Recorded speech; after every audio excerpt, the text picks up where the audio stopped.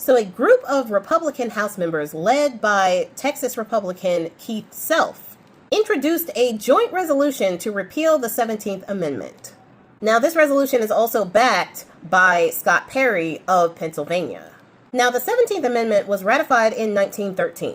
This was during the Progressive Era, and it established the direct popular election of senators by citizens in each state.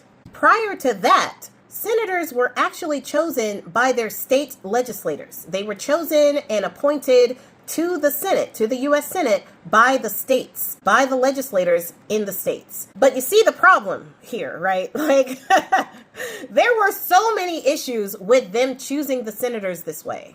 There was widespread corruption. The state legislators, which were indeed chosen by the people, ended up being deadlocked. Deadlocked for weeks, deadlocked for months, years even. They couldn't choose someone to appoint, so sometimes those Senate seats just stayed empty. Also, it got to the point where people started buying their way onto the Senate. So they would pay certain amounts to the members of the state House and state Senate in order to gain a seat in the U.S. Senate. If you think buying elections is bad now, it wasn't like buying political ads. No, they would literally just buy their way into the seat. Think Elonia Muskrat wants to be a senator. He can just throw money at a state legislator somewhere and become a senator. They would appoint him.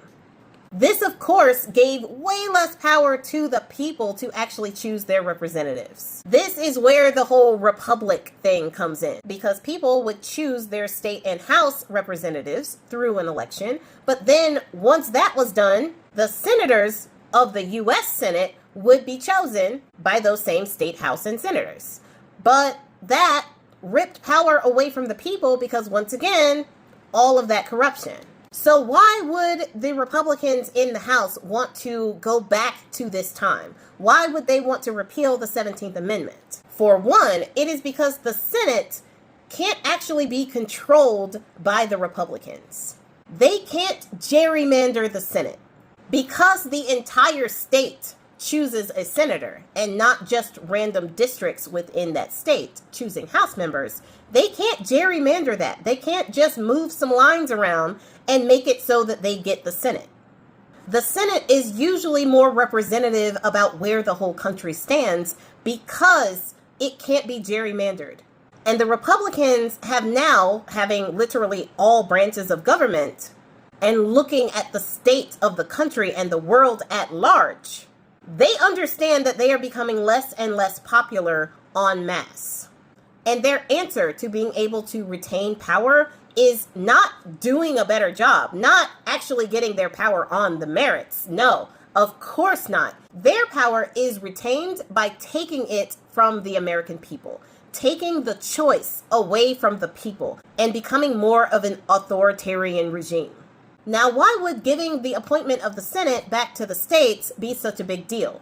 Well, if the appointment of the Senate was back in the states, then Texas wouldn't really have a problem that they're having right now. The state House and the state Senate are also just as gerrymandered, if not more so, than the actual House of Representatives, which is why Republicans run so many of the state chambers in these places, in these states, because they gerrymander their way there in order to keep power. So if they keep power in the states, at the state level, then they can just appoint whatever senator that they have and they would never lose the Senate again. And they don't even have to be better at what they do. They don't have to actually govern for the people, which is what they are supposed to be there for. The only thing that they would have to do was appoint a Republican to go and do their bidding. And the people would have no say in who that senator is. But I honestly don't think that people should freak out about this. I've had multiple people bring this up in my comments and in my messages and want me to talk about it. And yes, it is something that they are trying to introduce, but like the appeal of any amendment, it would take 2/3 of the House, 2/3 of the Senate, and 38 states to ratify it. That's not going to happen. It just isn't. It's not going to happen. They don't have the votes. And a lot of senators would be giving up their Senate seats if they vote for that. The Republicans in the House brought this up because they are mad at the senators. They are mad that the senators refuse to pass the SAVE Act. And they're having a tantrum. This is basically a shot across the bow. It is completely unlikely to pass, so it is not something that I personally would lose sleep over. But it is not only good to educate yourself about what the 17th Amendment is and what it does, but also know that there are people in the U.S. House of Representatives who would love to see it repealed. It is something to just keep your eye on, educate yourself about it, so if it does come back up, it is something that you already have on your radar. But honestly, this is just a tantrum that they are throwing because they can't get the SAVE Act passed before the midterm elections. And they are starting to get a little bit scared about the midterm elections because the Housing Act that they were going to use in order to tell people that they have accomplished literally anything is being held up because of the SAVE Act. Because Bone Spurs does not care about the people. Never did, he doesn't now, and he never will.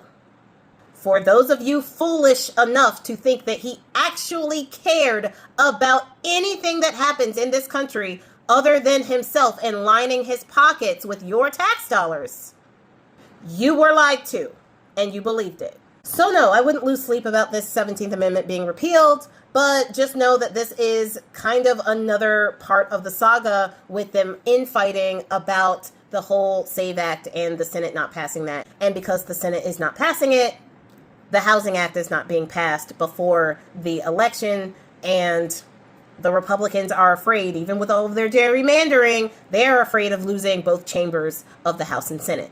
Let's oblige them and make that a reality for them.